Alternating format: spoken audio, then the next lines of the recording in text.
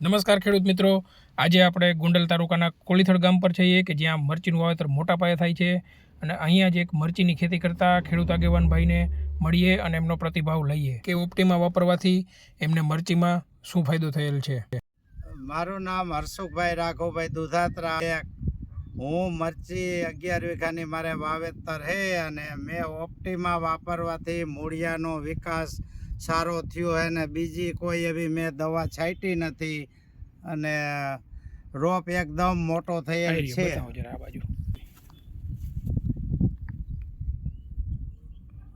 શું લાગ્યું તમને ફાયદામાં? રોપમાં કેવું લાગ્યું? બહુ સારું લાગ્યું. મૂળિયાનો વિકાસ થયો અને રોપ એકદમ 37મે દિવસે મારે રોપ ફેર બદલી થઈ ગઈ. બરાબર. સુકારામાં તમને કેવું લાગ્યું? સુકારામાં કોઈ જાતનો સુકારો નથી આવેલો. ટ્રીટમેન્ટ તમે આ ઓપ્ટીમાની કરી પછી કાંઈ બીજી ટ્રીટમેન્ટ બીજી કોઈ જાતની કાંઈ દવા છાંટેલી નથી. તો આનો અનુભવ તમે બીજા ખેડૂતોને શું કહેશો ઓપ્ટીમાનો? ઓપ્ટીમાનો ઉપયોગ કરવાનું કહેશું. હસુભાઈ, આ વાપરવામાં કેવું છે? આપણે વાપરવામાં કઈ રીતે વાપરવામાં એકદમ સરળ છે. ડ્રીપમાં ઉપયોગ થઈ શકે છે. જો કોઈ ખેડૂત ભાઈઓને ડ્રીપ ન હોય તો માટીમાં ફેરવી અને એને પણ છાંટી શકાય તોય રિઝલ્ટ 100% મળે છે. ઓકે, ઓપ્ટીમાનો વપરાશ કરવો પણ એકદમ સહેલો છે.